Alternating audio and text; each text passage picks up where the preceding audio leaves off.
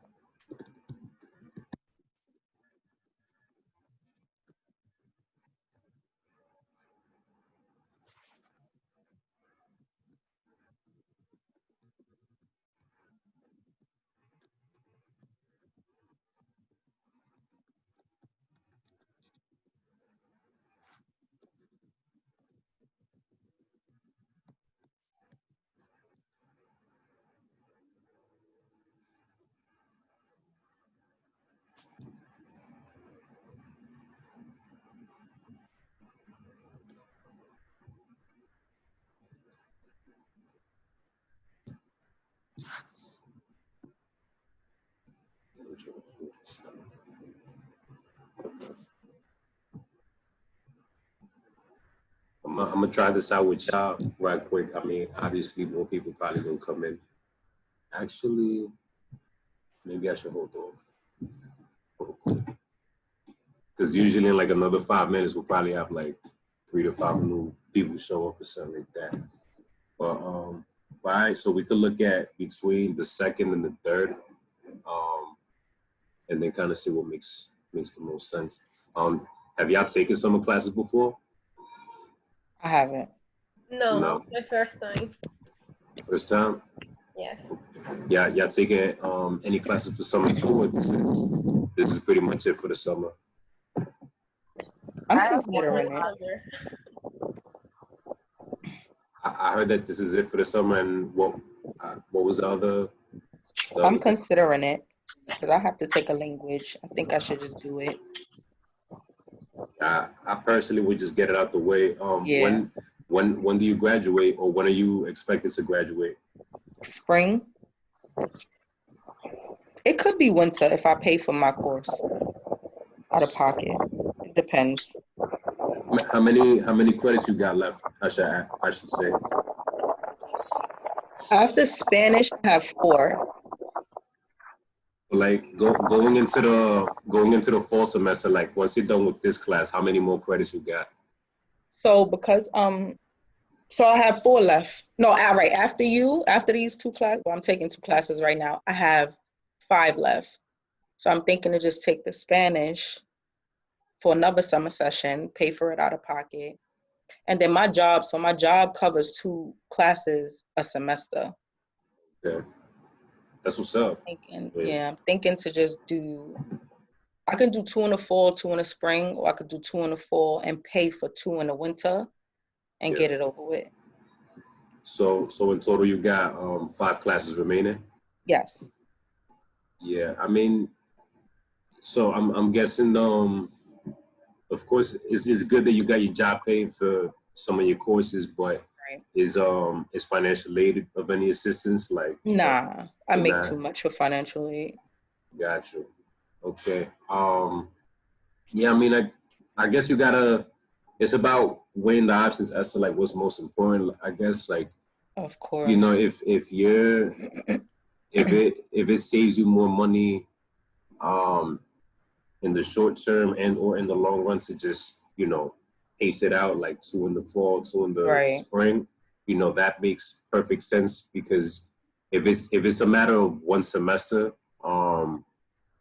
it may not necessarily make or break how fast you can get to where you're trying to get. But if you're like, yeah, I want to get into John Jay already, or I want to get into this school or that school, because once you get into those schools, it depends on what you want to do as well. Like if you still plan on taking 2 classes at a time, or or if you want to go in and start doing 4, maybe 5 classes in one shot, because of course the idea is like the sooner you get the degree, the sooner you can get to the work that you really want to get to, and then Right. make more money and stuff like that. But obviously, long term, once you get the degree, the sooner you get it, like you have a better chance of making more money or whatever. But at the same time, it's, at least from what it sounds, it doesn't sound like you know it doesn't sound like if you delay the process to get that degree by, let's say, because once you put all the classes together that you're kind of piecing out, when you put them together, it's probably going to amount to maybe like a year, or what I'm saying, like if you got to take that extra year, so to pace it out, but basically you end up saving money from Money. being in debt and stuff like that. That's not a bad offer. You know what I'm saying? So Right. I think you're going about it the right way, because even though, yeah, like even if we do accrue debt, or students accrue debt for college, even though it's considered an investment, because it is an investment in yourself, obviously if you can be as debt free as possible, that's the way to go as well. So just take Right. it one step at a time, see what you could do, which clearly you've been doing. And and if there's any feedback or any input that maybe I could provide or whatever, I'm always Told you, I'm definitely taking advantage of that. Yeah. but I'm just trying to get there. I'm definitely trying to get this over with. I'm a little older, so Gotcha. I'm gonna do the 2 classes instead of paying for that. I think I'm just gonna probably do like 3 at a time. So I pay for one, and they pay for the other 2. And at BMCC, how much does one class go for? Is it like so? So with everything going on, like my voucher was like delayed. So I actually got to see with like I'm just these 2 classes. It was like almost $1,400 for the summer. Combined, right? Yeah. So like what? Just one class itself is So about one class, 700. yeah, probably be like 600-700. Gotcha. And that's for college. That's not terrible, of course. Yeah. But it's still $600-700 that you could put into other things too. So it depends on like what you're trying to do. But if you pay for college too, like you always should keep the receipts, because those are tax write-offs that you could include and stuff like that. So it ends up being a lesser number by the time that you file for taxes and stuff like that, if you end up getting a little bit of money because of that and whatnot. But yeah, I mean, when I was in undergrad, and obviously everybody has different responsibilities at different stages of their life. So I'm just sharing like how I went about it. When I was in undergrad, I ended up, I think for the total of my undergrad career, I either paid out of pocket for 4 or 5 classes, because I'm like, I gotta get out of here. Like, Right. but, it's it was different for me because I originally started as a education major. I was trying to be a English teacher. First, I wanted to get into criminal justice. Then, you know, and you're talking about I went into college in 2010. Like I graduated high school in 2010. I started in 2010 at a 4-year, you know, small state university in Jersey. And I wanted to do criminal justice at first, but I thought that the only thing I could do with that degree was be a cop. And I was like, I don't know how I'm gonna feel if I gotta shoot somebody. So like, and that's all I knew about police at the time. Nobody taught me different or whatever, or just criminal justice. So like, I switched over to, you know, I said, you know, I think I'd be good at teaching. I wanted to be a history teacher at first, but then I'm like, you know, it's harder to be a history teacher than to get a job as an English or math teacher because those are jobs people need more often. I was doing good with English. I was getting A's and stuff like that in college. So I'm like, you know, instead of history, I'm gonna just do English.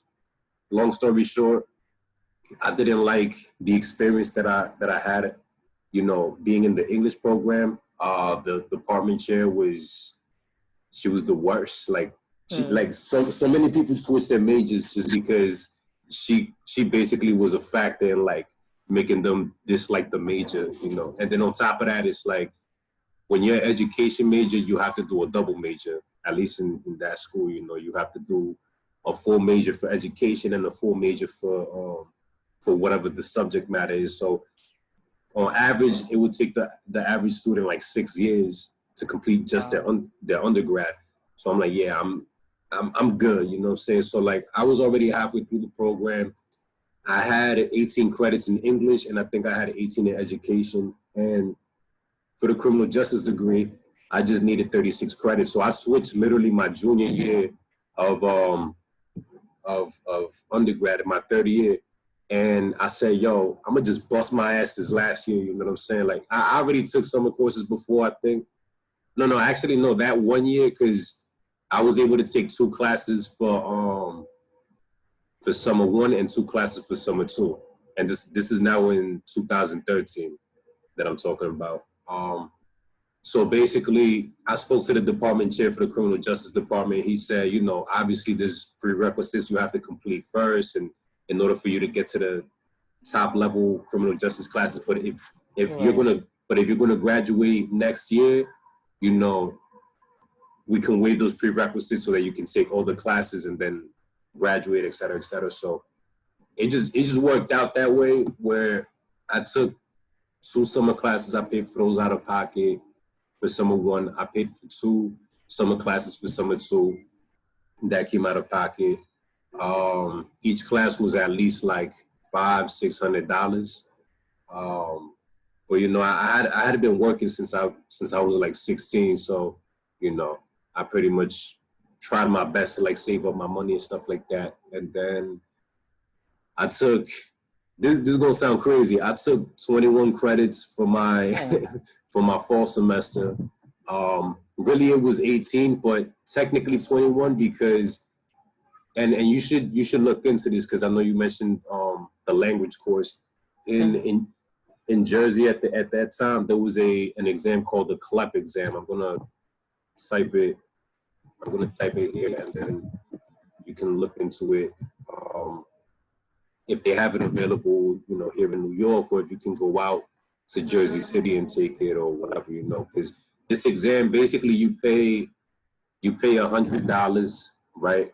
But this is like if you know, like if you know another language or like you speak another language, or this could be for any major, like even for like biology, something like that. Like if you're that good, you know, with a certain subject matter, or you know a certain subject matter proficiently enough, instead of taking a whole semester worth of that course, you could just spend 4 hours, take the test, you know, basically going over all this material, and then, you know what I'm saying? Like if you pass, then you end up getting those credits attributed to your transcript. So you basically end up taking a whole semester in a 4-hour exam, and then basically, you know, that fulfills that requirement, and then you get credits that are transferable to for your graduation. You know, so that's something for people in general to keep in mind. But then I took that, and that's what accounted to be my 21 credits. And then for the winter, that was the last course that I paid out of pocket for. So all the courses I paid out of pocket was literally for my last year in undergrad, so that I could graduate in 4 years instead of 5. Like, because since I switched majors so late, it was smart, but like, yo, like I brutalized myself. Like I don't know if I could ever do something like that again. Like, because it was that's dope that you was able to push yourself like that. Yeah, I mean, I've always just been somebody that's like, you know what I'm saying? I try to be motivated or whatever. But everybody got a limit, you know what I'm saying? Because Right. I was doing that. I was working a part-time job as a concierge in Edgewater, which was like an hour away from where I was living at the time. And I would have to be at work, Saturdays and Sundays from 3 p.m. Yeah, from 3 p.m. till midnight. And then by the time that I got back home, it was already like 1:30 in the morning. You know what I'm saying? And then on top of that, I was doing an internship, and then I was also involved in student government as the executive vice president, like, of the whole student government. So like that basically was a full-time job on itself, because like when you get into like executive positions in student government, like in general, like most student governments for most schools, usually if you end up in like the executive board positions, where it's like the top positions in student government, they'll usually reimburse you your tuition, or you'll get some kind of pay or something like that. You know what I'm saying? So like they basically reimbursed me my tuition, and but it was through a stipend, and that's basically my pay for the semester. You know, but obviously they take off taxes and stuff like that, even though it's our student fees. Like we ended up paying for that really. But you know, like all of that, like it was just a big hustle, man. Like trying to figure it all out and trying to get to where you need to get to. And then I ended up graduating undergrad in 2014. But my last semester I took 15 credits, and that joint I almost didn't even pass, because my research method course. No. It was a policing course I think I took. The professor only had, literally our grades were only based on 2 exams. Like we had no assignments, we had no reflections, no nothing. Like he based all of our grades on 2 exams. Wow. I was like, you got me fucked up, buddy. Like, yo, that was bad, because I wasn't studying because I was doing so many things, you know what I'm saying? Like I would try to pay attention in class, try to keep as many notes as I can, but it's like, you know, that's why I try to, the way I organize this class is like, I don't believe in tests. I don't believe in quizzes. Like people don't really learn anyways. Like they just cram information in their minds. Like probably the night before, probably the day of in a lot of cases, you know, where at least like a research paper, it kind of makes you have to go out your way to like learn something, and you're learning something that you want to do. And then the presentation, you know, we're just doing 5-7 minutes worth of talking based on your on your research paper. And even, you know, students sometimes they don't even do the research paper completely well. You know, like they'll send me like 2.5, 3 pages sometimes, and I'm like, yo, what is this? You know what I'm saying? But I still give the person credit, because it's like slow money's better than no money, I guess. You know what I'm saying? So I always just try to be considerate and understanding, because I pretty much graduated in the same era of college that y'all are going through, you know. I was going through, you know, Instagram and Snapchat and, you know what I'm saying, Facebook and all these things in college too, so I can actually understand what y'all college experience is like for the most part, you know. I mean, research paper is kind of hard. It depends on the subject that you do. Yeah. Because professors, they be asking for way too much. Like I was taking English class 2 201, Yeah. and she wanted us to do 10 to 15 pages, and it's like it was hard because after like the 6th page, you don't know what to write, so it's like Right. it's kind of hard. Yeah. My friend was just telling me how she had to write a 35-page paper. Well, that was for her master's, of course. I'm like, what? Are you talking about Miss Vega? No, you didn't have Huh? that. I'm sorry. Because she told me, like, did you take a professor name is Vega? Oh, no. Professor? No, that wasn't me. That was my friend who was we were just talking about that last night. Oh, because a Yeah. professor told me that she had to take, like, she had to do, like, I think 15 to 20 pages to order the essay to order to graduate to get her degree. I was like, wow. Yeah, no, Yeah. What was the most you ever had to write, Professor? You want me to be honest with you? Yeah. Yeah. And this is including graduate studies, like me going to NYU and everything for grad school. The most I ever had to write individually, like just me, was 10 pages. Wow. That's not So bad.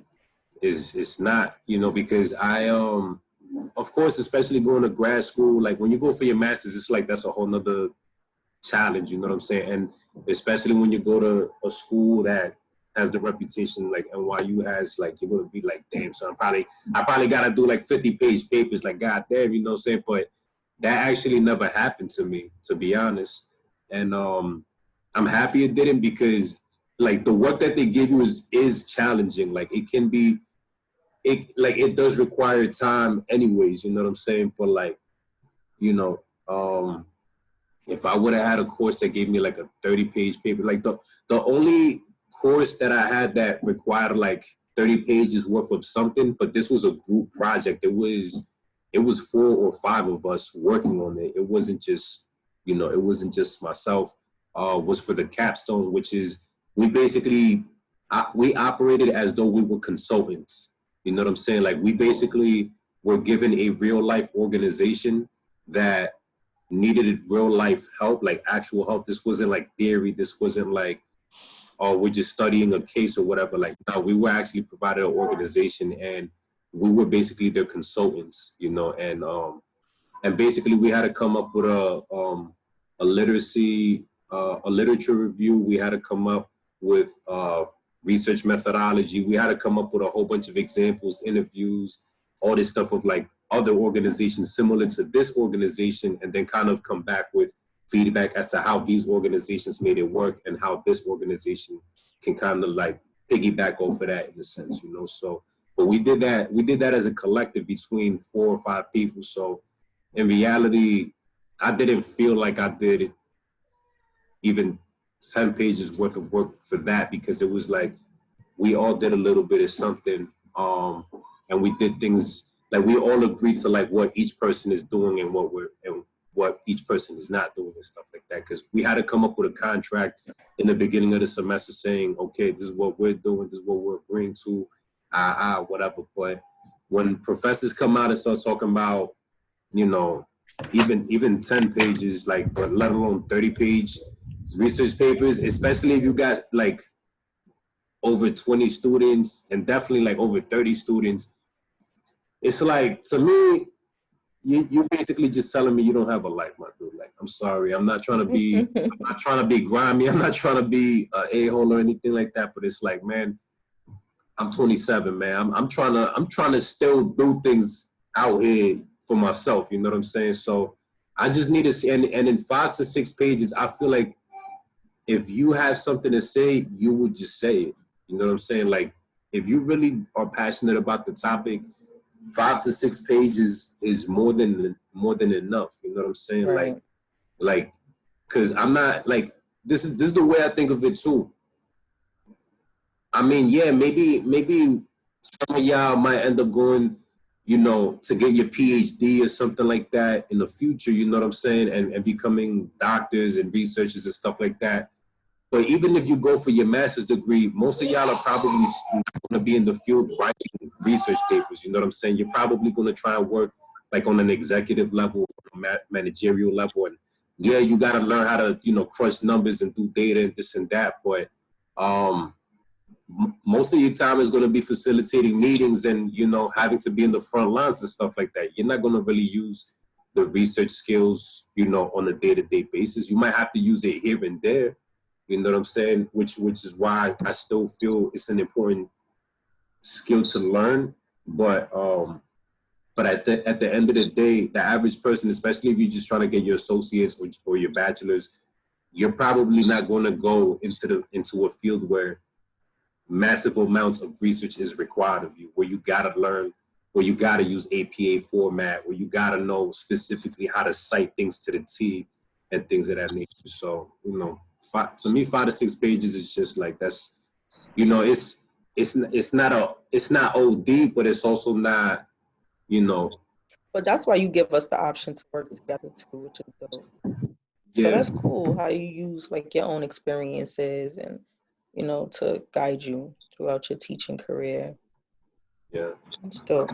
I mean, I just try to listen to y'all too. And of course, like if y'all got any feedback, like if y'all feel like 5 to 6 pages is still too much, you know what I'm saying? Like I would definitely appreciate the feedback or, just like your thoughts on it, because even me, like, obviously I'm still working things out. Like I just finished my first full academic year as a college professor. So obviously I'm still learning a lot and I'm still trying to expand my way of thinking, you know what I'm saying? Because at the end of the day, like, just because we professors or just because we authority figures, it don't mean that we got the, that we're the, what's that called?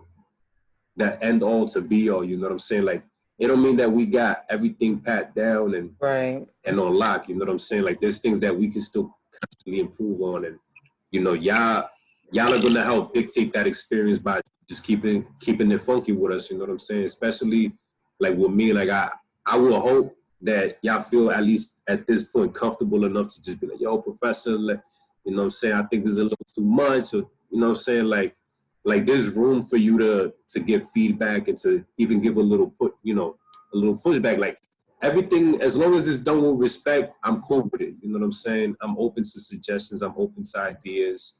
You know what I'm saying? Even if we gotta figure something out for this class, because the papers due next week. So if y'all feel like 6 pages is too much, I mean, it's 5 to 6 pages. You know what I'm saying? But if y'all feel like even that's too much, I'd be open to hearing y'all and seeing maybe what makes sense and all that stuff. So, but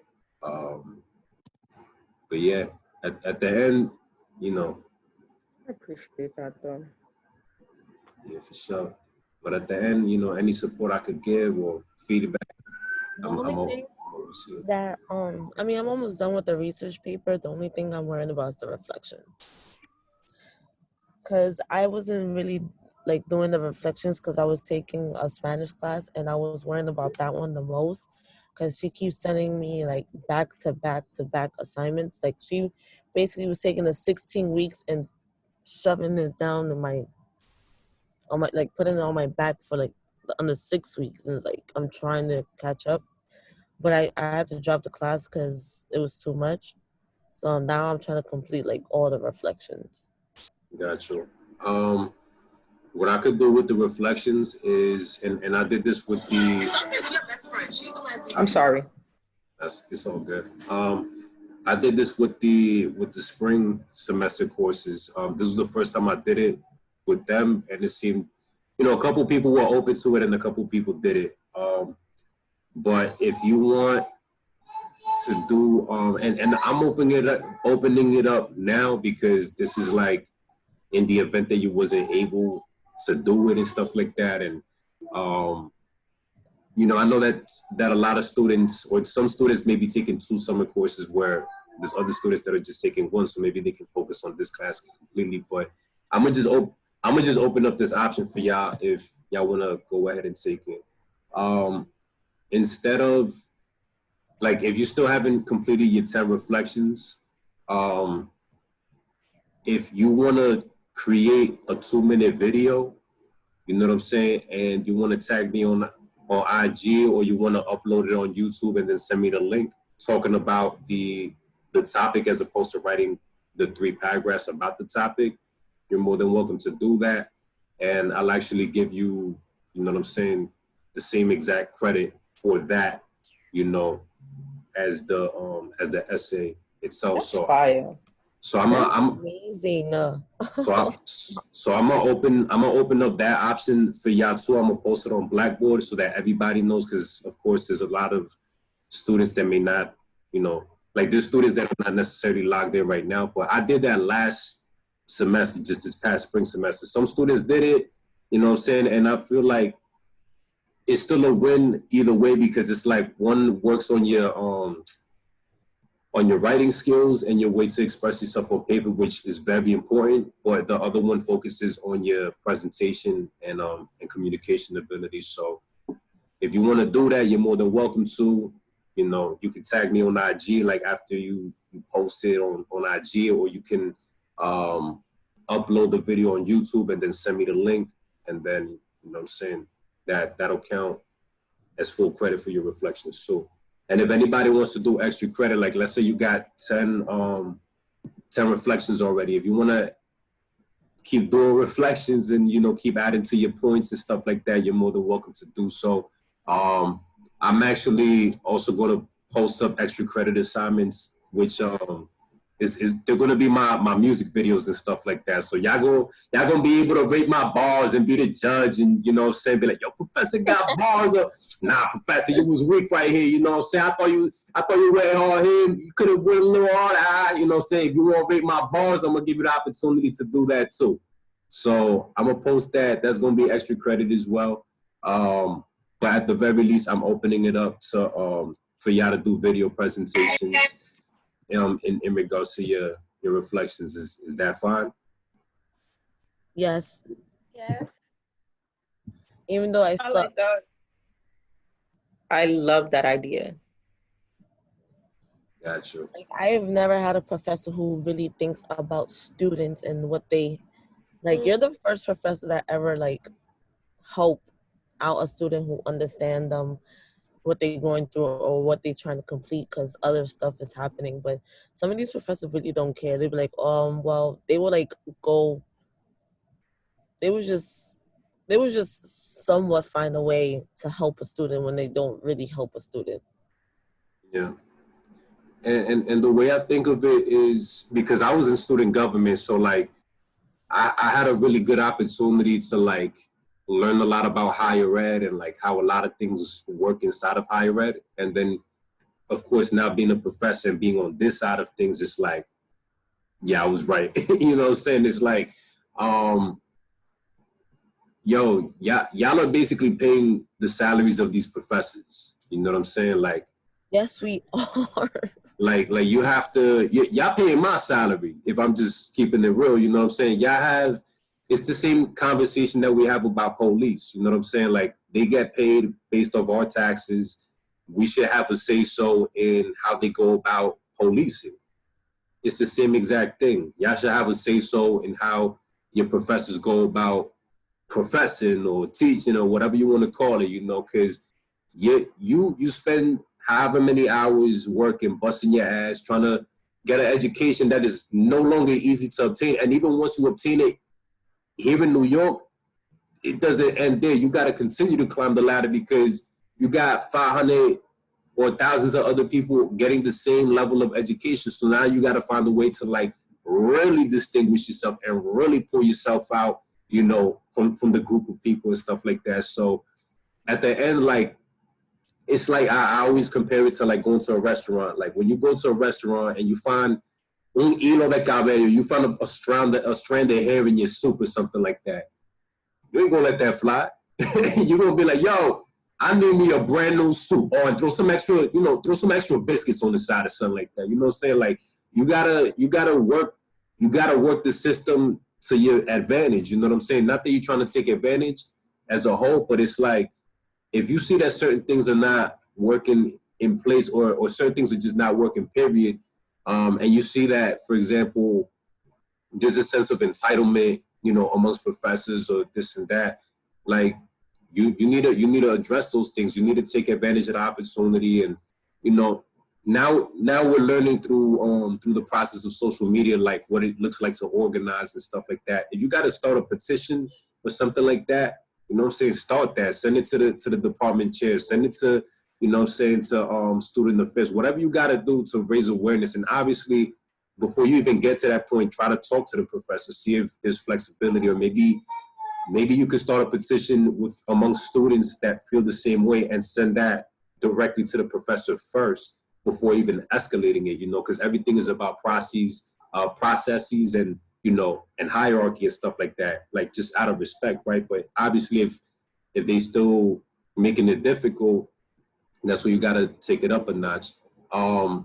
In regards to like the student evaluations of professors, do those unless you know that the professor, you're going to take that professor again next semester or in the near future. Like if you know you're not taking that professor ever again, drop that evaluation feedback and be as real as you possibly can be, because we don't even get those until after we already submitted grades. So at the end, once you submit that feedback, you're pretty much good. Like the professor still, you know, if you're scared that, oh, the professor's going to change my grade because I gave a bad, you know, feedback or whatever, if you're scared about that, that's not even a factor, because by the time that grades are submitted, like we still haven't even gotten that evaluation yet. You know what I'm saying? We still haven't even gotten that feedback from the students yet. It's not until grades are final that, you know, we can actually see that. And in order for, if a professor wanted to be on that extra grimy tip and try to change your grade or whatever, they gotta come up with a super valid reason as to why it happened. They gotta make up a reason. And of course, if your grade changes, you know what I'm saying, after the fact, you're gonna be able to see that. And of course, that's, you can appeal that and all that stuff. Obviously, you're not trying to get to that point, but even if they try to change your grade, unless they got a very valid reason, they're most likely not going to try to do it. And if they try to do it, it's like they still got to get looked at by the department, and it got to go through a whole channel of people and stuff like that. So I would definitely recommend, you know, voicing out your concerns, making certain things known, because at the end, like I said, y'all pay for professor salaries. You should be able to have a say so in your educational experience. Like, even though, yeah, you're paying with grants or loans or whatever, like the point is that educator is not getting, they wouldn't be getting paid if you weren't enrolled in the class, period. You know what I'm saying? So just keep that in mind, and you know what I'm saying, don't give up the power that you have. Like, you know, obviously don't wild out, don't abuse, like, yeah, I pay your salary, you know what I'm saying? But just, you know, let them do their job. But if you see anybody getting out of pocket or whatever, like that's when you gotta just be straightforward with it. All right, so for today we are getting into Meek Mill, Probation Parole edition.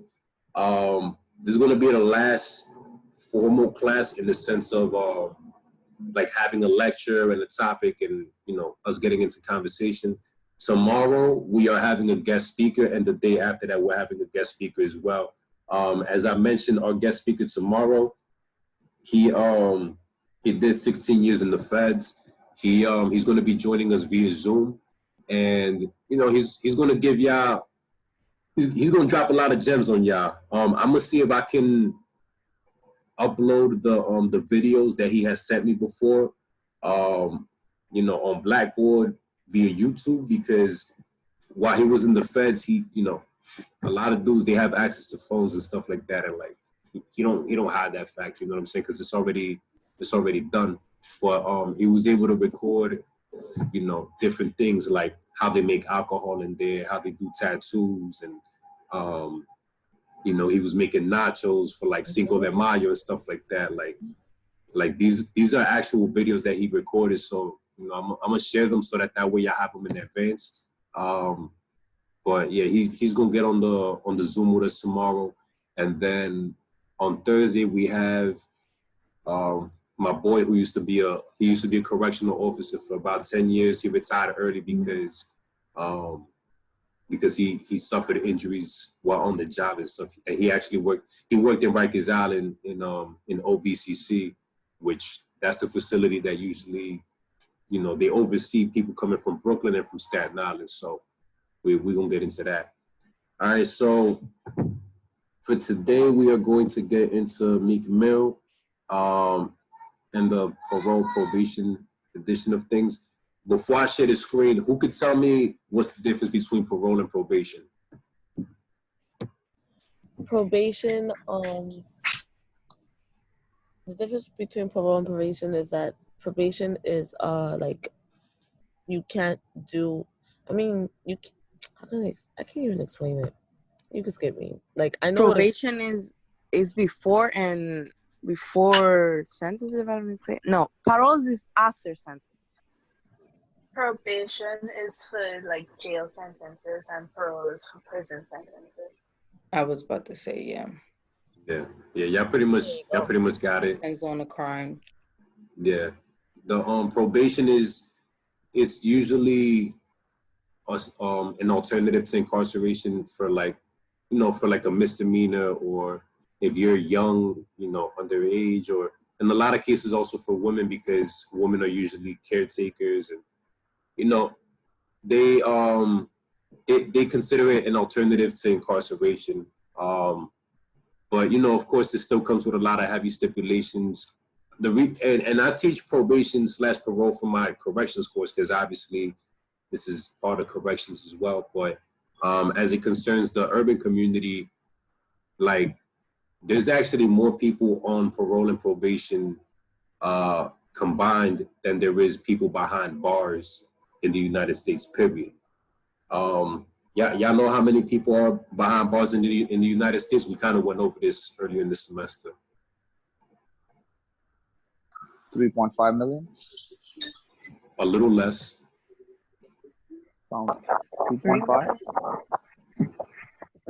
Like 2.3, 2.5 million. That's how many people are behind bars in general. So they're either in jail or in prison, or federal jails, federal prisons, stuff like that. Now, of course, that number would increase if you're talking about, on a yearly basis. You're just talking about on any given day, there's 2.3 million people behind bars, you know what I'm saying? But if you add up the number of people that have gone through jails and prisons throughout a year, that number would just dramatically increase tremendously. But how many people on any given day are on parole/probation? How many y'all think? 3.6 million. You said 3.6? Mm-hmm. You're close, a little under, but like you're a little under the mark, but you're close.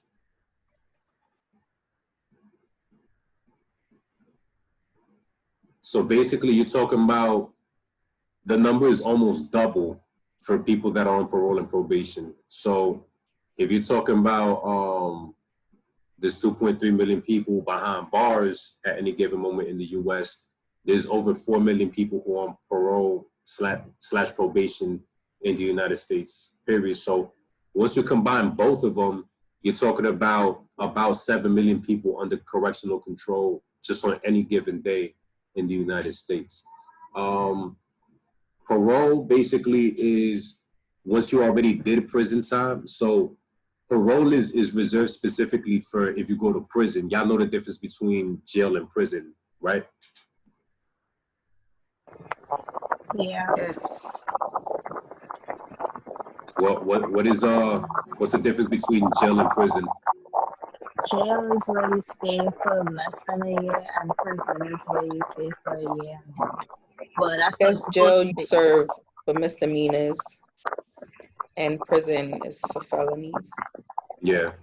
So usually misdemeanors are sentences of a year or less, and felonies are usually a year or more.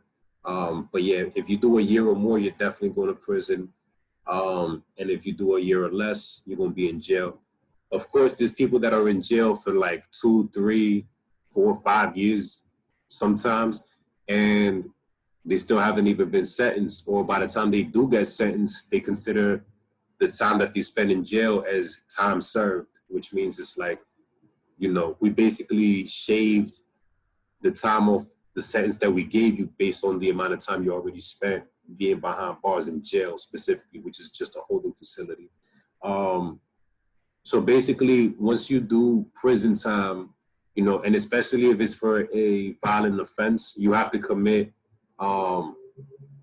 you have to commit to 85% of your time behind prison walls, but regardless of how good you've behaved and things like that. They call that the truth in sentencing law.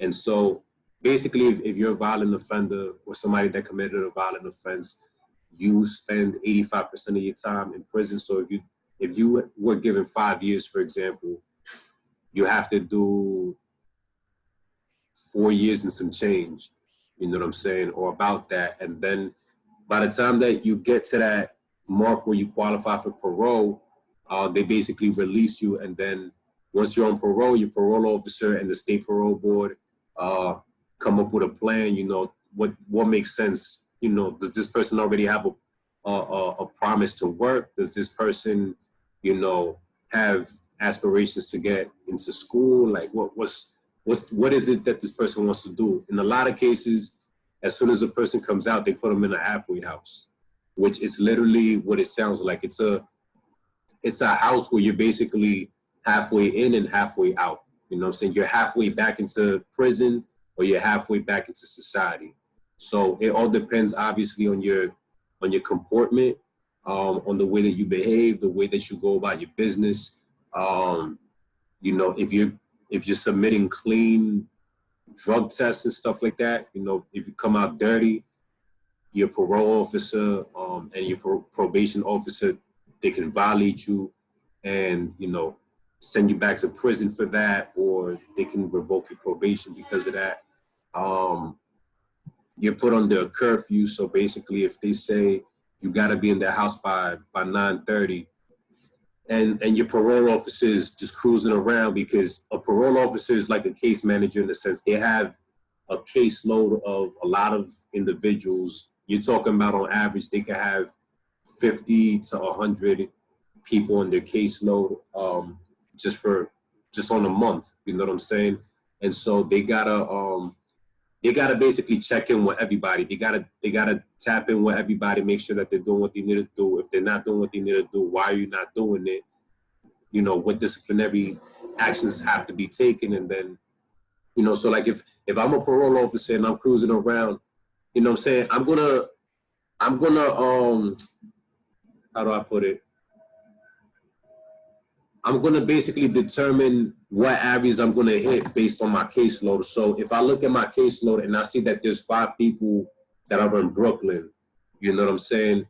And I got like 10 people out in Queens, and then, you know, 15 in Manhattan. The 5 in Brooklyn, I wanna get to them today. Okay, what parts of Brooklyn are they at? Okay, I got like 3 of them. They live in East New York or whatever. You know what I'm saying? Like, you have to set up your schedule according to your caseload and what's the easiest route to get to a group of people. You know what I'm saying? Because you want to try and cut down on traffic as much as you can. Because, you know, just because you're an officer don't mean that you're not subjected to the realities of city life and stuff like that. So if I'm cruising by, you know, one of the individuals' homes, one of the homes of the parolees, and on my way to seeing that person, you know, like with that person that I'm seeing, I already know this person is working, you know, after, like they get home after 10 or whatever, like at 11 p.m. or something like that. Like that's already an agreement we have, so the curfew doesn't apply to them. If I'm on my way to see that person, but then I see my other parolee and this person's not working and they're outside past 9:30 p.m., if I catch them on the block and it's past 9:30 p.m., I, as an officer, have, you know, under the policies and the rights, I have the right to actually violate this person, you know what I'm saying, and send them you know what I'm saying, send them to prison, you know what I'm saying, or whatever, just for violating that. So in reality, some of these policies that are written for violations, yeah, you know, you got people that obviously don't follow the policies and stuff like that. Are they necessarily considered crimes? Like if a person is out after 9:30 p.m., but we're in New York City, like the average New York, if they're not on parole or probation, they're not getting arrested for that. You know what I'm saying? But because you're on parole and this is part of the policy and this and that, and even though you're not harming anybody, you know, unless you're like obviously out here like robbing somebody or, you know, trafficking drugs or something like that. But if you're like just chilling on your porch at 11 p.m. in the nighttime, you know what I'm saying? Like at that moment, visibly, you're not doing anything wrong. And so I can still violate you for that just because you stood out after 9:30 p.m. You know what I'm saying? And so automatically for you, it's the equivalence of basically committing a crime. I mean, it's not a new offense, but it's considered a violation. But the fact is that something that can get this person in trouble, the average person will not get in trouble for in general. Of course, you have the situation in regards to testing positive for drugs and things of that nature. So what I'm gonna do is share the screen real quick.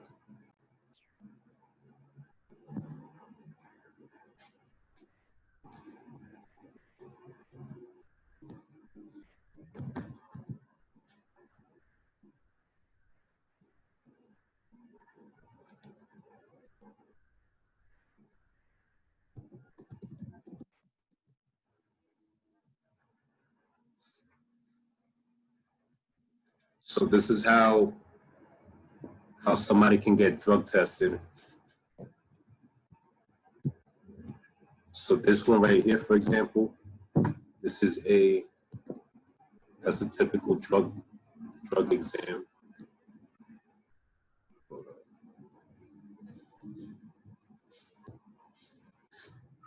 So you would take this panel and you would dip it only halfway up the tabs, up to like where the blue marks end. And these are pretty expensive. You're talking about almost $130 for these drug tests. Here it shows you the different types of drugs that you could test positive for. Here, this is a different one than what I've been accustomed to. But like, you'll see, for example, Oxy stands for like oxycodone. You'll have a tab that says THC. You'll have one for methamphetamines, one for cocaine, one for PCP. But this one is of course different than the one that I'm referring to. THC, that being from what drug? Can you repeat the question, Professor? THC comes from what drug? Marijuana? Yeah, that's the addictive, or that's the chemical or the substance in the marijuana that actually gets you high, the THC. So basically, the way that a drug test would work is if two lines come out on any of these drugs, that means that you're negative. So you didn't test positive for that drug. You could. If you come out, could you mute that real quick? Thank you. If you come out positive for a drug, only one line will come out underneath the drug that you tested positive for. You can have two lines for everything except for one for the drug that you test positive for. If you test positive for multiple drugs, it'll show one line for multiple. Like one time there was a individual that I took a drug test for, and it was like it was 5 different drugs he was getting tested for, and the dude actually tested positive for everything. And I was like, yo, like, my man, how are you alive right now, bro? Like it just blew my mind, like, that this guy tested positive for like for coke, for PCP, methamphetamines. Did I mention PCP? Like he tested positive for everything. And you know, some people, it's unfortunate, but this is just the reality. Like they struggle with addiction, they struggle with you know, just trying to stay on their feet, you know what I'm saying? For the most part, if somebody tests positive, it's usually for for THC, which is marijuana. That's like one of the more common drugs, of course, and especially now that things are getting legalized, like marijuana is getting legalized, it's like people are really not considering it as much of a problem. Even if you do test positive for like marijuana, like a lot of the officers that I've been around, like they actually would, they're pretty flexible with you. You know what I'm saying? Like you would think that no, I'm gonna violate you off the first try, but I've actually seen various officers be flexible with drug testing, especially if it's for marijuana specifically. It's like, okay, you tested positive for marijuana. The first one, I'm gonna cut you slack. The second one, maybe I cut you slack, but I might have to consider putting you in an outpatient program, like a drug program, just to say you're doing something as opposed to sending you back to prison. You know what I'm saying? If you keep testing positive, if you're talking about like 5, 6, 7 times, depending on the officer, they may still keep you in the drug program. They might just need like referrals and stuff like that. But,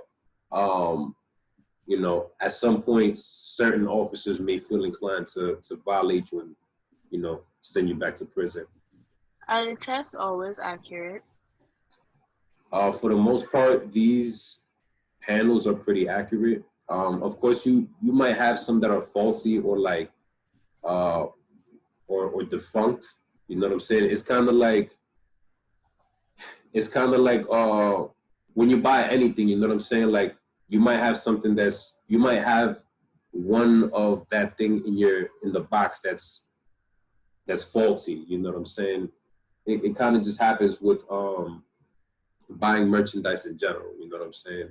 So for the most part, they're pretty accurate. And obviously, if you feel that the drug test is, inaccurate or that is lying or whatever, like you could take as many as you need. You know what I'm saying? You could do this as many times as you want, or you also have the option of doing a swab.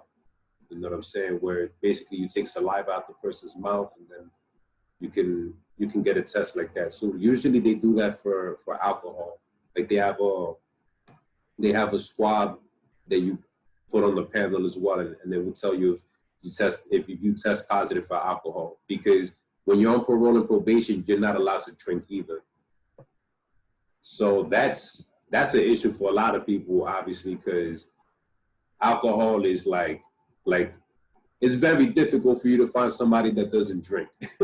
So it's like, especially if you're in the hood or whatever, like dudes is pouring Henny all day, dudes say whatever, like it's if you're in the Dominican household, they drinking Brugal, like Coquito in Puerto Rican homes, like it's like you're gonna find it in a lot of places. So of course the officers, they usually don't test for alcohol because they kind of already know, like I'm not gonna say they usually don't, but like at least through my experience, like seeing people get tested, like usually they'll get tested for drugs more so than alcohol. They could of course still get tested for alcohol, especially if it's like noticeable, like this person's they're an alcoholic, or they're constantly showing up drunk to the halfway house or whatever, like then yeah, you gotta alcohol test them and stuff like that.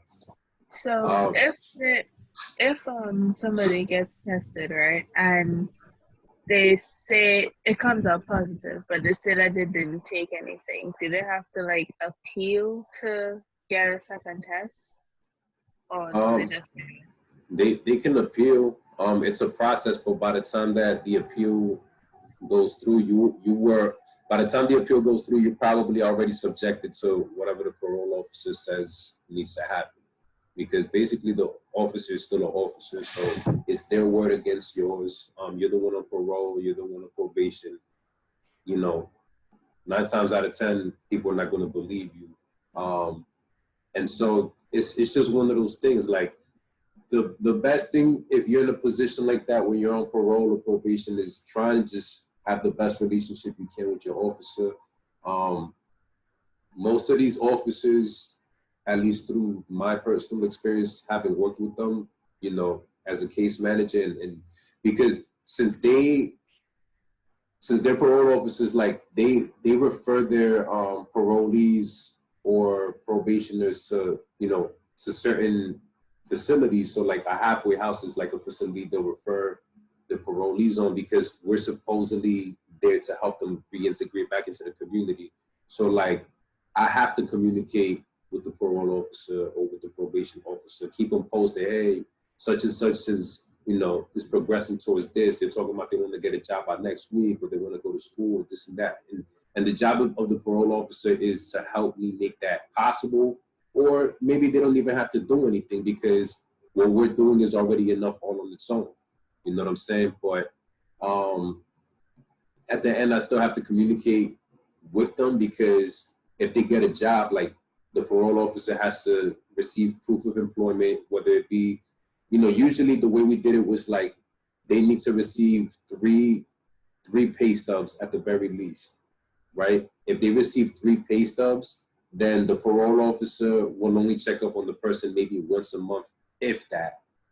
You know what I'm saying? Like, they're supposed to really check up on you once a month, but sometimes, because there's so many people, you know what I'm saying? One officer can only do so much. They basically can only, like, they probably, like, if they know you're a good parolee or somebody that is just really trying to come back into the community, they're going to do, in a lot of cases, they're going to put the least amount of effort to, like, make your life, you know, miserable or very difficult, unless they just don't like you, or unless they just, to be honest, unless they're just dickheads. You know what I'm saying? Like, if they really are there to assist you, you know what I'm saying? The best way they can assist you is by staying out your way. And by staying out your way, the only thing that they do is, you know, just make sure that you're home by this time, or, you know, I got to meet with you just to make sure everything is all right. I got to see how your house looks like. Let me know when you're free, you know what I'm saying? And then I'm going to pull up to the house. Like, those are things that do make it uncomfortable for people on parole who are trying to get their lives back together. But it's like, unfortunately, it's kind of just part of the system. It shouldn't be like that all the way, because the purpose of parole and probation is if you're consistently employed and you're doing what you need to do, like, for the parole officer to tell me, as somebody who's not working and is a productive member of society at this stage of the game, for you to tell me I got to take a day off from work so that I can stay at the house, so that you can come through, make sure I don't got drugs, make sure I don't got guns, make sure I don't, you know what I'm saying? For you to do that, that's a day's worth of pay that already I can't get back. And then on top of that, obviously, that puts a burden on the employer. You know what I'm saying? Because a lot of the work that people on parole or probation get once they come back to the community, you're not talking about that they're working at Morgan Stanley or Bank of America or anything like that. You're talking about they're working maybe a factory job or at a supermarket, or, you know, they might be lucky to find a construction job or something that's like a trade or something like that. But a lot of times these are small businesses, you know, or they're not the biggest businesses. So if you're not at work for a day, 2 days, however long the parole officer is trying to work things around with you or whatever, like, that can make it difficult on the employer as well. And then that makes it more difficult for the employer to actually want to keep you, because they could just hire somebody else that doesn't give them the issues that you're giving them. You know what I'm saying? And so it kind of just changes the game completely. And that's why, like, probation is good in the sense that you at least get to stay home and, you know, be around family and you can work and things of that nature. But there's certain things and certain placeholders that are put in there that, not placeholders, there's certain barriers put in there that make it difficult for you to operate the way that, quote unquote, you're supposed to operate, or that they expect you to operate. Because if you're getting checked on constantly, it's like, you know what I'm saying? And that depends on your officers at the end of the day, like I said. You know, some officers are better than others, and that's kind of just how it works. Does anybody know what poppy seeds are?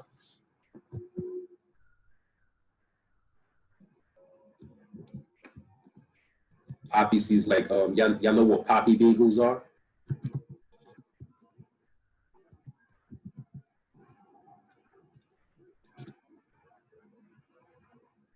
Yeah, y'all seen these bagels before, right? Yeah. All right. So when I was in the halfway house, basically we had the people who walked into the halfway house sign a waiver saying that they can't eat poppy seeds. Why do you think they weren't allowed to eat these? Because they have opium in them. And Yeah. opium is a drug. Yeah, exactly.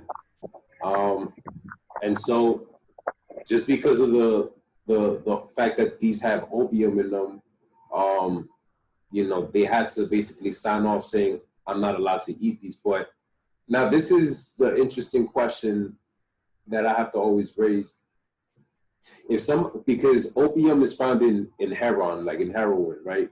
If somebody's trying to get high, would they rather inject themselves with the drug, or would they eat a whole poppy bagel? Inject themselves? Right. Because they get high faster. Exactly. They get high faster, and it's gonna hit a lot harder as opposed to eating 500 poppy bagels. It's gonna take eating one poppy bagel is not gonna make you test positive for opium. You would have to eat like 20 of these. And so, you know, this is kind of another example of how like the criminal justice system pays attention to like minuscule minor things that may not necessarily make or break a situation, but, you know, not addressing real issues such as substance abuse. If somebody's struggling with substance abuse, you know, should they even go back to prison? Is prison even the place for them to be? You know what I'm saying? Like, and the only reason, you know, because when somebody comes home and they say, I haven't relapsed and this and that, because they ask you all these questions in the halfway house. Like, oh, when was the last time you did drugs, this and that? Like, if they say 5 years ago, but they got locked up 5 years ago, really the answer is yesterday. You know what I'm saying? Because the only reason you didn't do drugs, the assumption is, because obviously we know drugs get it into prisons and stuff like that.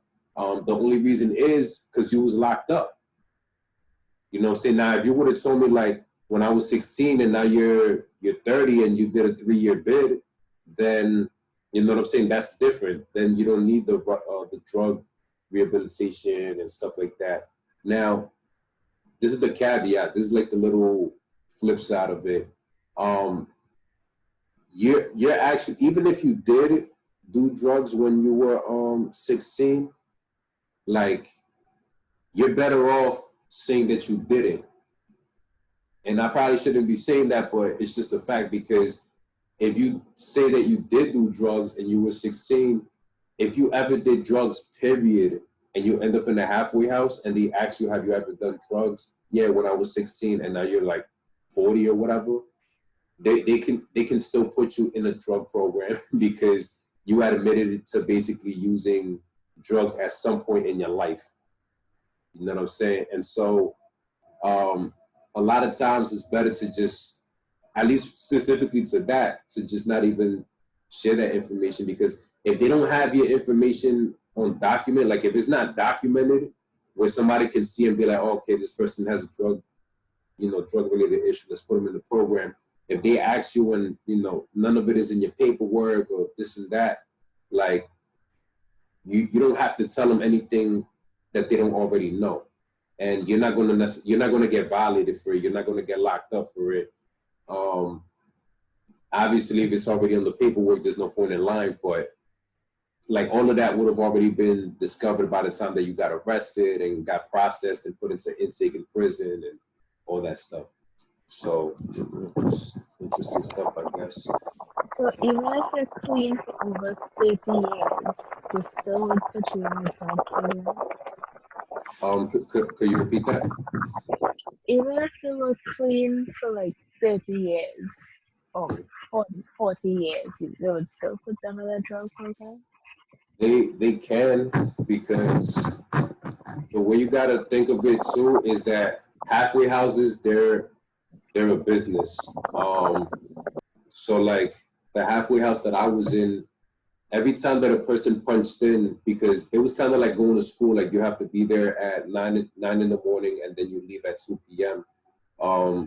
So this halfway house was different. It was more of a, it was a center. It wasn't a halfway house in the sense that people are sleeping in it like every single day, and then they go to groups and stuff like that. And there were halfway houses like that for the company, but the one I was in was it was a center where you have to, you go to wherever you're staying at, whether it's your home with your grandmother or shelter, whatever, and then you come and you report in the daytime, and then you leave in the afternoon. When a person punches in, basically they have their own code. They punch in, similar to like when you punch in to go to work and stuff like that. Every time a person punches in, the halfway house gets like $55 per person for every time somebody punches in. And so you have to think of it like this. If somebody punches in more often, because now this halfway house also has a drug program, you know what I'm saying? And since you had admitted to using drugs at some point in your life, now we have a reason to say, okay, now you gotta punch in extra times to basically, you know what I'm saying, meet with the drug counselor, the substance abuse counselor. That's more money for the halfway house. There's more opportunities for people to punch in to go into the halfway house, because generally speaking, when you get home, if you're in a halfway house, like at least the way that the conditions were for us, basically it's a 90-day agreement. So you have 90 days, aka 3 months, to basically either find work or to go to school before the parole officer decides what do they want to do with you next. Because 90 days is seen as that window, like, okay, you have enough time to try and figure out what you want to do. In that time, you would have already taken certain life skill courses like anger management, substance abuse, parenting, life skills, employment, like different classes to help you with getting back into the community. You would have taken those classes, which they're required unless the parole officer says otherwise, and then actually look for a job and then actually get a job and stuff like that. And so, if you're gonna do the 90 days anyways, and let's say you're not even doing anything, like you're not even going out there looking for work consistently and this and that, but it's like, if at the interview, the initial interview, it was found that you had some kind of substance usage, even if it was 13, 15 years back, and your prison sentence was maybe like 2 years or something like that, it's in the halfway house's best interest, money-wise, to basically have you still punch in and stuff like that, so that you can go to the, to the substance abuse counselor. And even if you're already working and stuff like that, they can still do it just so that they can have more punch-ins, and obviously that's like $50+ here, $50+ there, and stuff like that. At the end of the day, it's still a business. It's halfway houses, or at least this halfway house was considered a nonprofit organization funded by the state, but it's still a business. If you're a private sector entity, or if you're a nonprofit, you're still a business and you still operate like one. And that's just the reality of it. Here we can see the Bureau of Justice Statistics, which is a federal department. They talk about the difference between parole and probation. We kind of already talked about that, though. We're not going to dive too deep into it. So before we get into the Meek Mill case. So yeah, as I mentioned, there are 2.3 million people behind bars. 4.5 million are under community supervision. So that's just the people on parole and probation alone. So you're talking about 6.7 million people under correctional control in total, if you include everything put together. The most alarming finding when we look at the broader picture of correctional control is that nationally, 6.7 million adults, or 1 in 37 adults, are under some form of correctional control. So if we're to look at, let's say if we have a regular classroom, worth of students, basically about 1 in every one of those classrooms would probably be under some form of correctional control. The majority of people under correctional control are on community supervision. 55% of people under correctional control, or 3.6 million, are on probation, and 11%, 870,000, are on parole. So you have a lot more people on probation than you do on parole. Because probation, as we mentioned, it's an alternative to incarceration. A lot of people commit, misdemeanors more often than felony offenses. So, it's an opportunity to not overcrowd jails and prisons, and at the same time give people the chance to still be outside and to be around family and stuff like that. But of course, there's still a lot of factors that make it very difficult and very uncomfortable.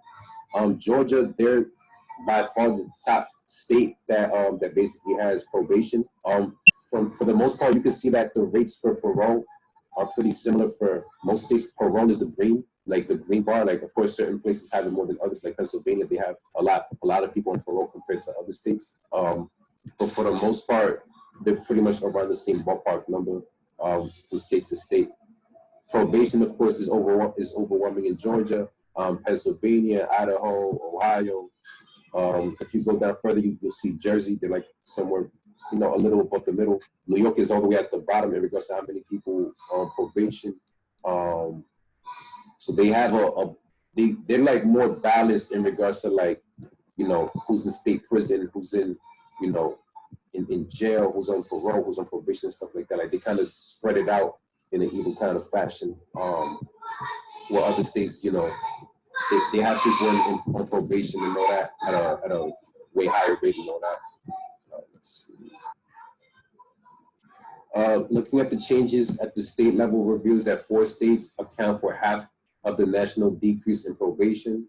Illinois, Florida, Washington, and Texas collectively cut over 24,000 people from probation supervision, more than all other states combined. Meanwhile, probation populations increased in 16 states. For example, Virginia added 5,300 more people to probation. New Jersey added 4,500. Oklahoma added 2,300, and Colorado and Arkansas each added 1,900. So, those numbers, of course, can switch at any moment depending on the policies and the rules and stuff like that. Also, if you're on parole or probation, you probably, not always, but in a lot of cases, you're going to have ankle monitors.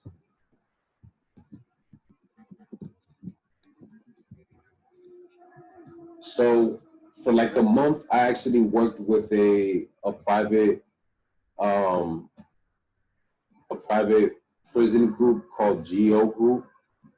I dipped ASAP because I saw that the practices that they were doing just didn't align with my morals and my ethics and stuff like that. At least with like other entities and stuff like that, I have the opportunity to help people, where specifically in GO Group, they're not interested in helping people at all. They specifically focus on numbers and just documentation. Like, there's nothing you can do to help, a lot of people in there.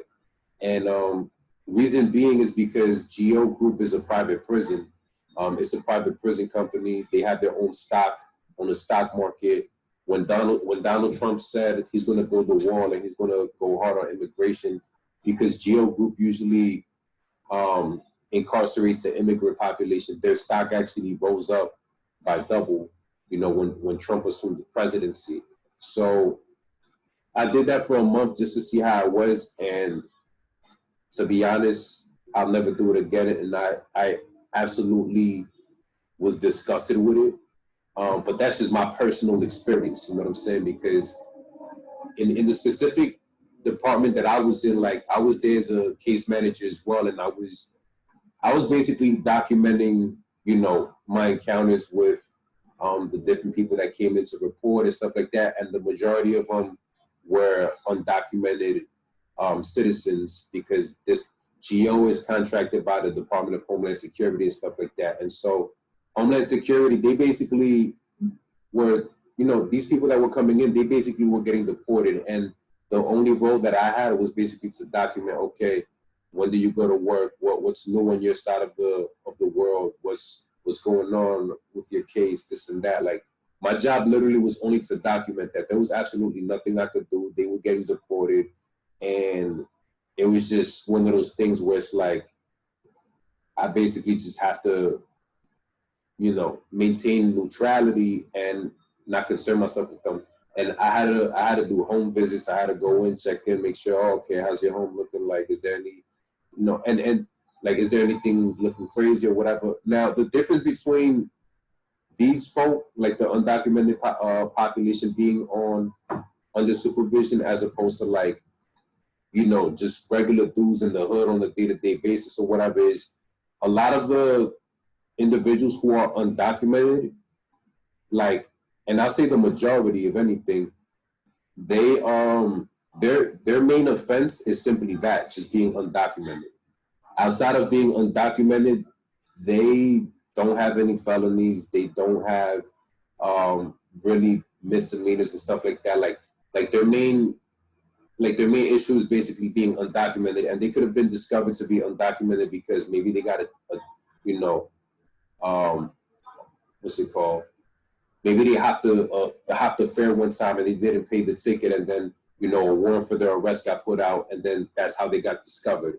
You know what I'm saying? Like something that simple, basically.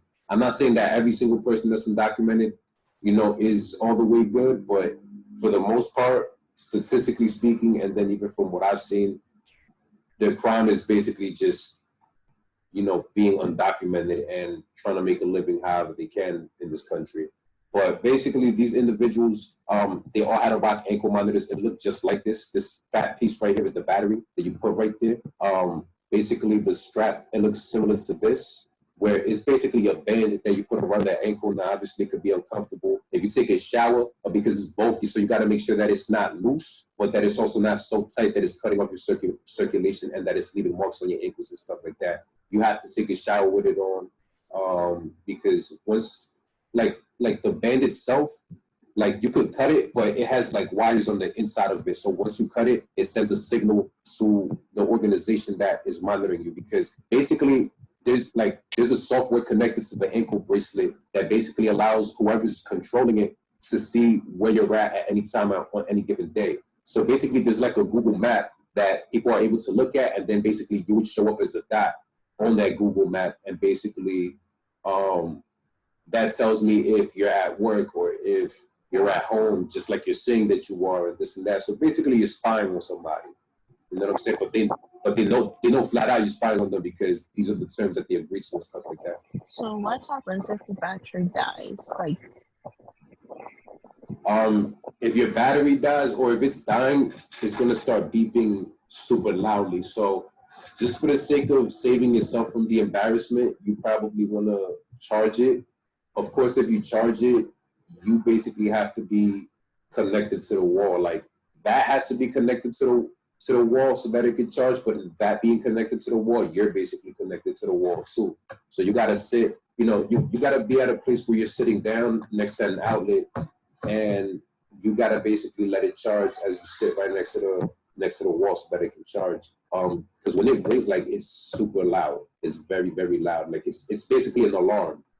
It's an alarm, and of course, if it starts ringing in public, like you're gonna scare the shit out of everybody around you. So you're probably better off just, you know, being reminded on a consistent basis to charge it. And once that happens to you one time, you're probably going to be paranoid to not let it happen again.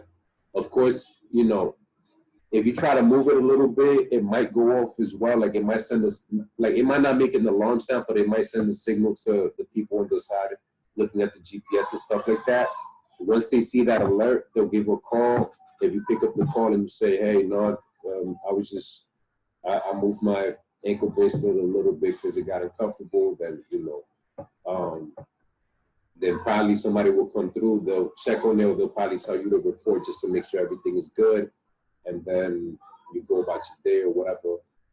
But, you know, if you end up clipping the ankle monitor, it's going to definitely send a signal. And if you're a runaway, you're basically a fugitive, you're absconded.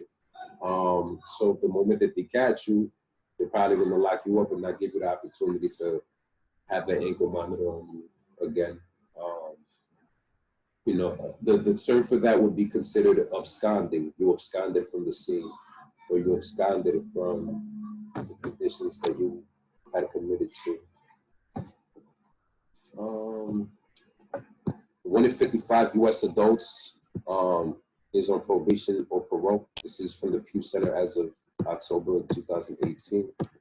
Now, of course, you can see it on a state-by-state basis. I'm trying to see. Okay, 1 in 109 adults is under community supervision in New York. In New Jersey, 1 in every 45 adults is under community supervision. Texas, 1 in 43. California, 1 in every 90.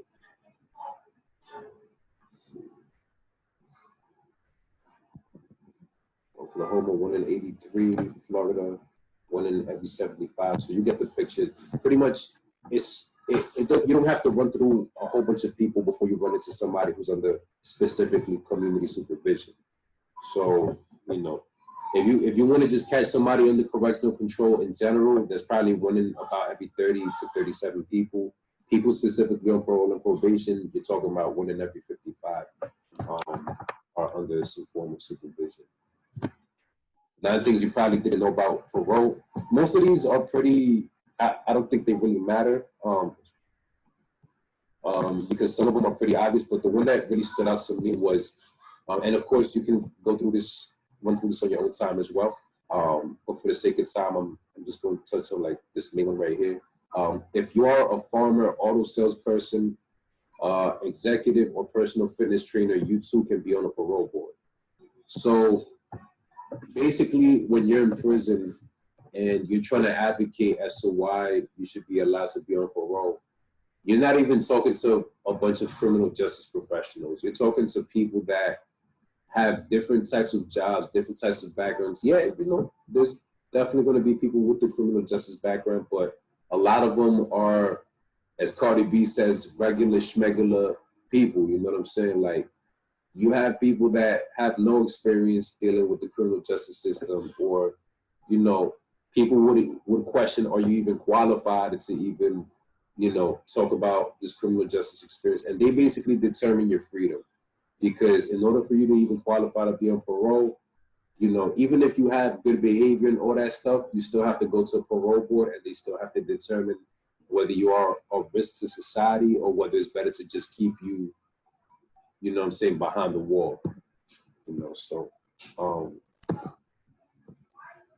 yeah, that's pretty much the main fact that I wanted to get into. And an example of parole going the wrong way was unfortunately when Nipsey Hussle was shot. Another man was there with him. There was a man who he did 20 plus years in prison. And that's the reason why Nipsey Hussle was in front of his clothing store in LA last year, because he went to provide this man some clothing and stuff like that. Because once you come home from a long prison bit, especially, you pretty much have close to nothing to your name. So Nipsey at least tried to put him on with some clothes and stuff like that. Then obviously that's when the guy that had a beef with Nipsey came through, and he shot Nipsey, killed him, you know what I'm saying? But he also shot the guy that Nipsey wanted to assist. The guy that Nipsey wanted to assist, he was on parole, even though he didn't do anything wrong, he didn't commit a crime or nothing of that nature, and he actually got shot, and he ended up going to the hospital for his injuries and stuff like that. They tried to violate him and send him back to prison because they try to say that he violated his parole because he was around a known gang member in Nipsey Hussle who everybody knows him as a Rolling 60s Crip. Even though Nipsey is a celebrity and he doesn't, at least to the public knowledge, he wasn't banging no more. Like, he was focused on his music and, you know, building out his brand and stuff like that. The parole officer and, you know, the criminal justice system was still trying to violate this man, even though he just got shot. Like, they still try to send him back. And while that's happening, you have the LAPD talking about, you know, oh, why couldn't this happen the day after that? You know, Nipsey was supposed to meet with us, and, you know, we were supposed to talk about how to prevent youth from joining gangs and this and that. And, you know what I'm saying? Like, while LAPD is praising Nipsey Hussle and trying to say, oh, we were going to meet with him for an initiative, you got the parole board about to violate this man that Nipsey literally was trying to help. You know what I'm saying? So it shows just the duality that exists in the criminal justice world.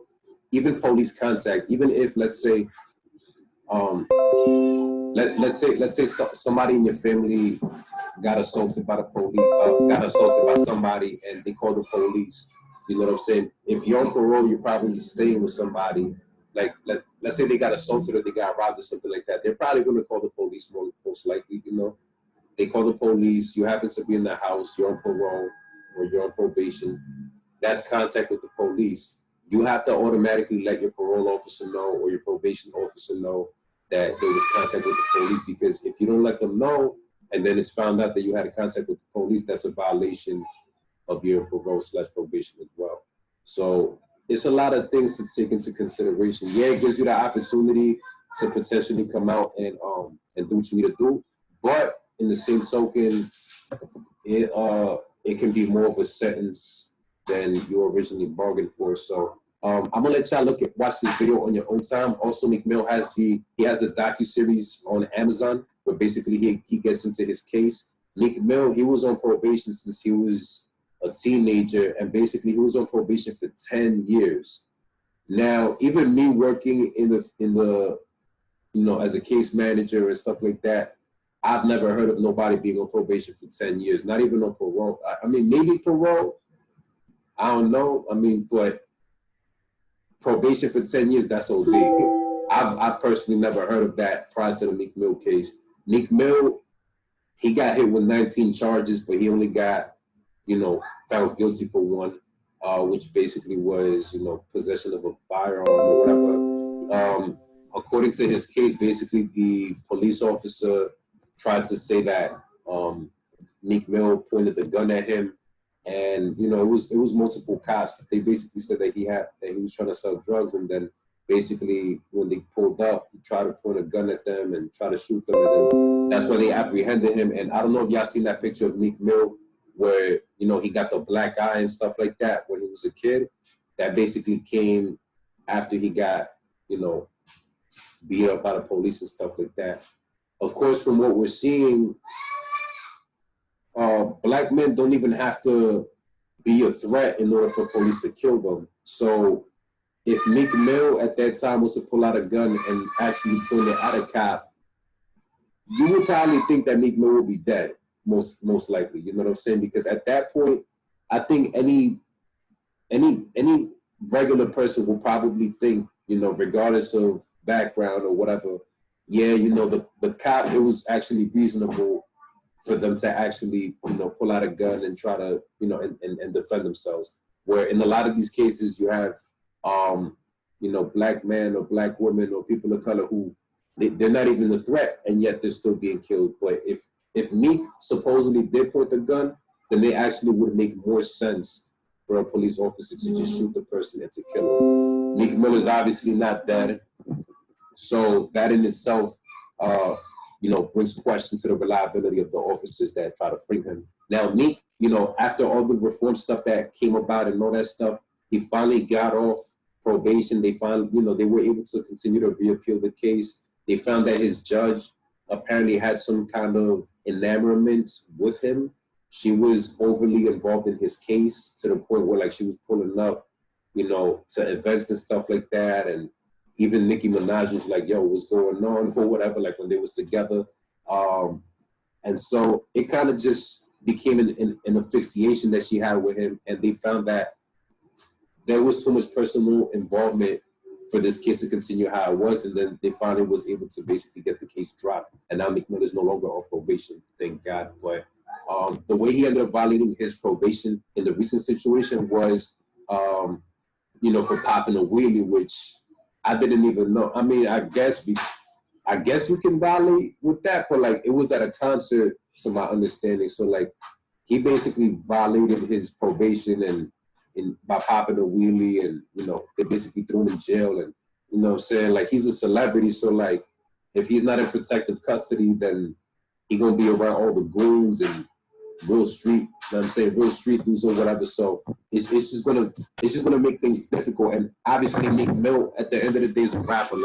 He's gonna cross city borders, he's gonna cross state borders, This is just what he does. You know what I'm saying? And so during Hurricane Sandy, the airports and everything, they were shut down. Of course, he was supposed to take a flight from New York to Atlanta, I believe it was.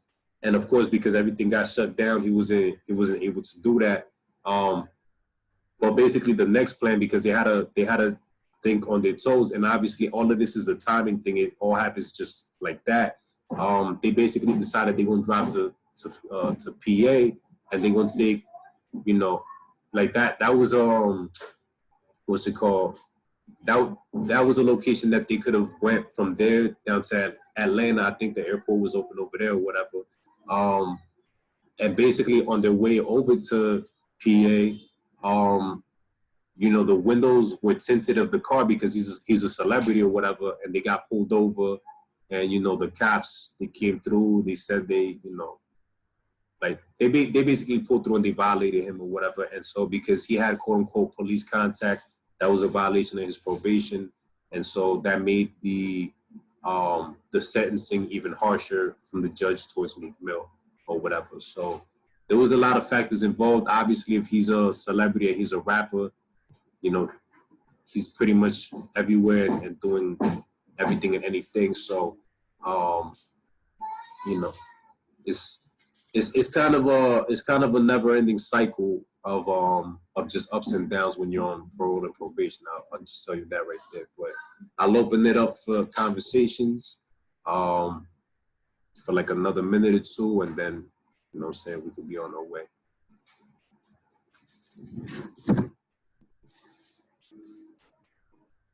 What are your thoughts on just what happens with people on parole and probation?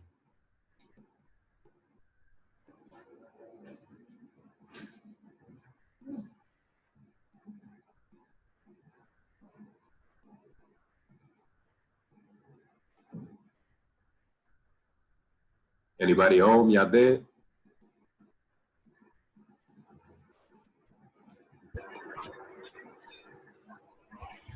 Yeah, hello. Yeah, I hear you, Mel. Yeah,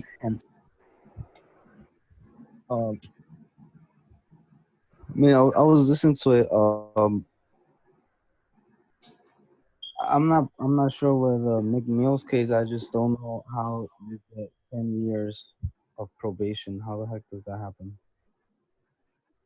Yeah, I mean, of course, it's discretionary on the judge, but the better question is, how does 10 years of probation even help anybody? Because a lot of people would just rather do the time, like, yo, just throw me behind the wall, let me do the time, and that's it. But probation is usually reserved for like lighter sentences, and you know, of course, he was young, so he had a serious offense that they were charging him for. But at the end, you know, 10 years probation is kind of excessive. Usually for a gun charge, if somebody's going to do prison time for it, they'll probably do 2 years to 5 years for that. And then that's it. You know what I'm saying? And that's a felony right there. But they'll at least knock it out in 5 years, and then that's it. They start fresh type stuff. But 10 years, 10 years something that you did when you were a teenager, that's, you know, it's questionable in the eyes of a lot of people. Right. Anyone else? Any last comments?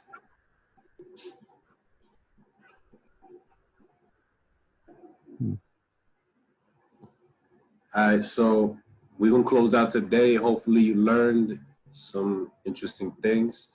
Like I said, tune in tomorrow because we have a guest speaker.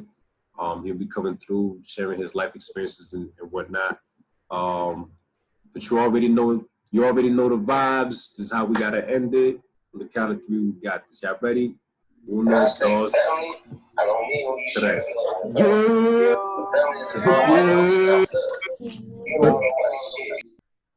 I'm gonna let y'all go. Enjoy the rest of your day and stay safe, all right? Thank you for having me. So stay safe. Thank you, Professor.